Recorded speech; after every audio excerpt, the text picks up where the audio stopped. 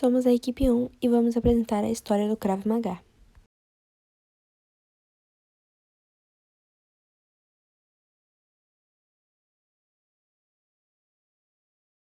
Falando agora sobre seu criador, ele foi Imre Seinfeld, que nasceu em 26 de maio de 1910 em Budapeste, centro então do Império Austro-Húngaro, porém cresceu em Bratislava, capital atual da Eslováquia.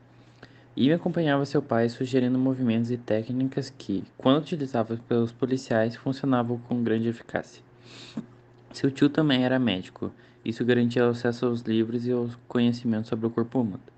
Incentivado pelo seu pai, Ime começou a praticar várias modalidades de esportes e já em 1928 e 29 venceu vários campeonatos europeus na luta greco-romana e no mesmo ano se tornou campeão de boxe. Na década seguinte, Ime concentrava-se na luta greco-romana como atleta e instrutor, conquistando várias medalhas em competições nacionais e internacionais. Sua formação tinha como base a medicina e o esporte. Origem do Krav Maga. Esse estilo de luta para situações de conflito foi criado na década de 1940 para treinar um exército judaico rebelde, o Haganah. Em 1964, Amy se aposentou e passou a ensinar lutas aos civis. A partir daí, o Krav Maga se difundiu pelo mundo como uma poderosa técnica de defesa pessoal.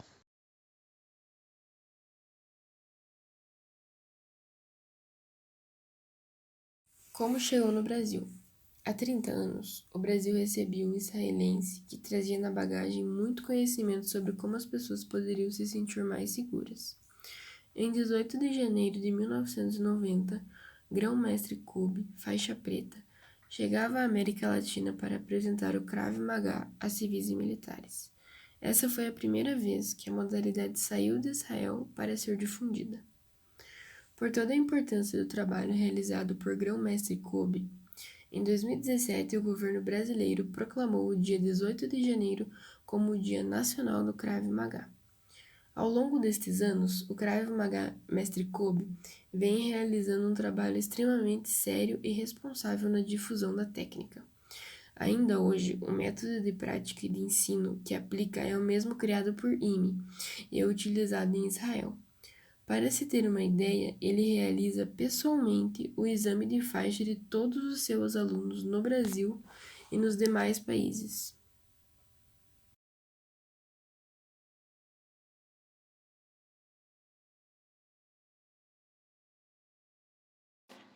Em 26 de maio de 1910, nasceu Ibn Lichfield, o criador do Krav Maga em Budapeste.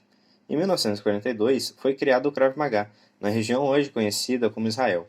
Na época, Imi se juntou ao grupo Haganah, que lutava pela proteção da comunidade judaica local e pela independência do país, e nesse contexto criou o Krav Maga. Em 1948, houve a independência de Israel. Nesse momento, o Krav Maga foi avaliado, testado, então adotado como a única filosofia de defesa das Forças de Defesa de Israel, como é até hoje. Assim, Imi se tornou instrutor, chefe de preparo físico e defesa pessoal do exército israelense. Em 1963, o ensino do Krav Maga foi aberto à população civil. Até esse momento, as suas técnicas eram restritas às tropas de elite do exército israelense. Em 1964, nasceu Kobe Litchfield, em Rehovot, Israel. Já em 1968, Kobe começou a treinar Krav Maga com Imi.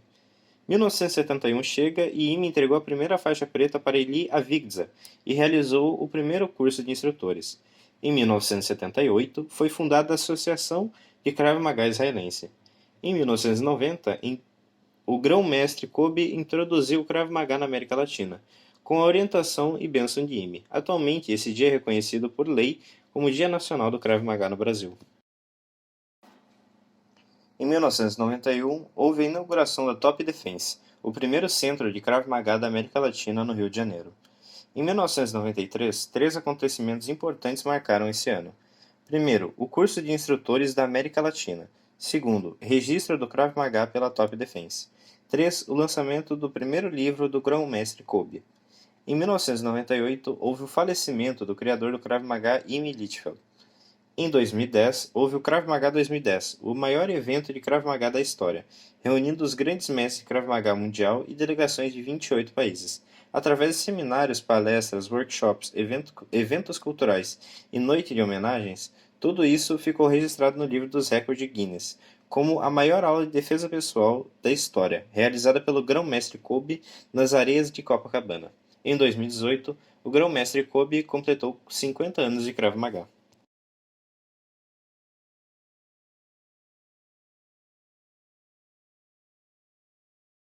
Golpes. Os golpes de Krav Maga consistem em responder ao cenário que requer agilidade, de maneira instintiva e eficiente.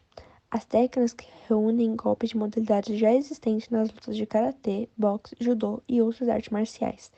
Vale lembrar que, embora o Krav Maga utilize muitas técnicas presentes nas artes marciais, não pertence à mesma modalidade. As principais técnicas de ataque são golpes no chão, quedas e ataque. O Krav Maga adaptou muitos golpes utilizados nas artes marciais para a realidade de uma situação violenta no cotidiano, ou seja, sem regras e com foco na autodefesa.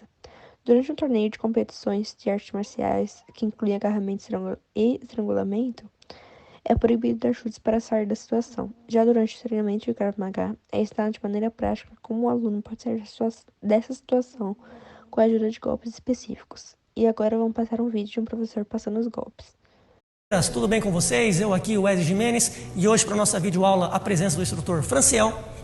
Como disse na introdução, você vai aprender a bater na região certa para nocautear qualquer inimigo, seja ele maior, mais forte do que você.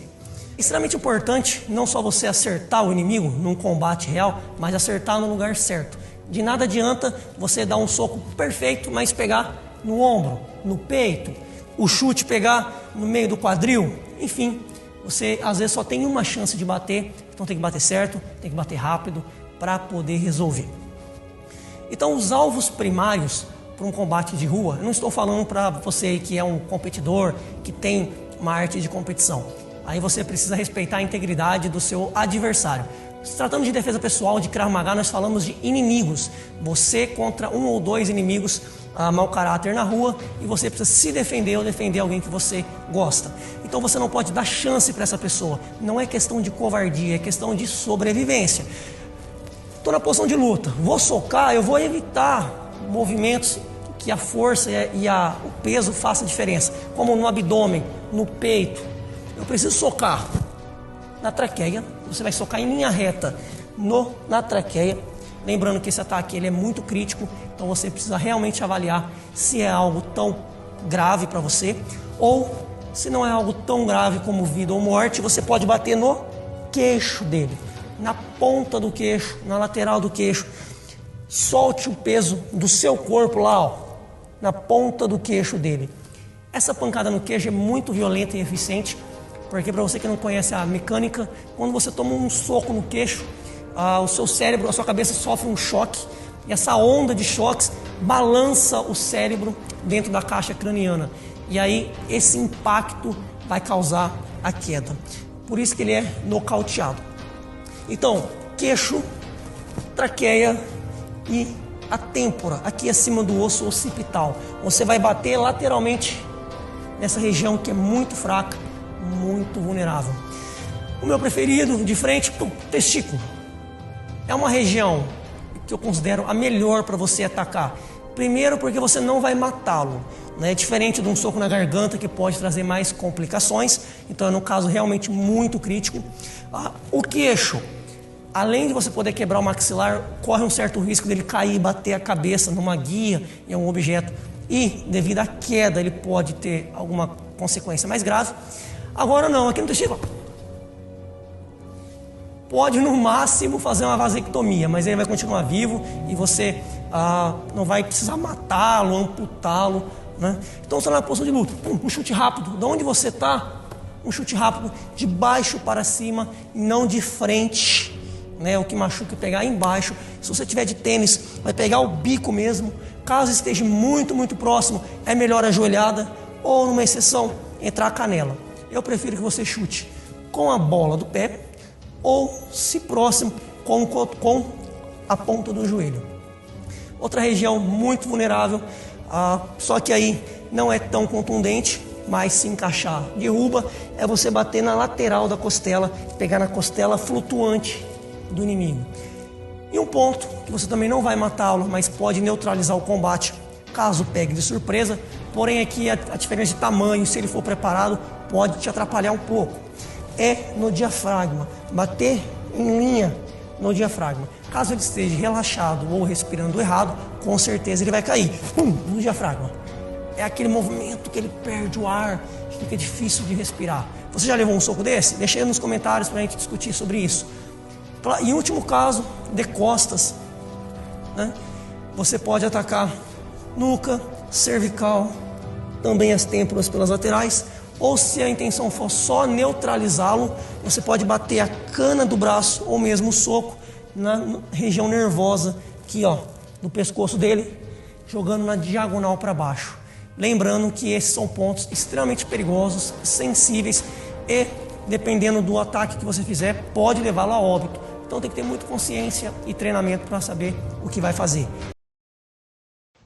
Campeonatos e regras. O Krav Maga é a única arte reconhecida mundialmente como arte de defesa pessoal, e não como arte marcial. O seu objetivo é ensinar qualquer pessoa, independente de idade, sexo e preparo físico, a se defender.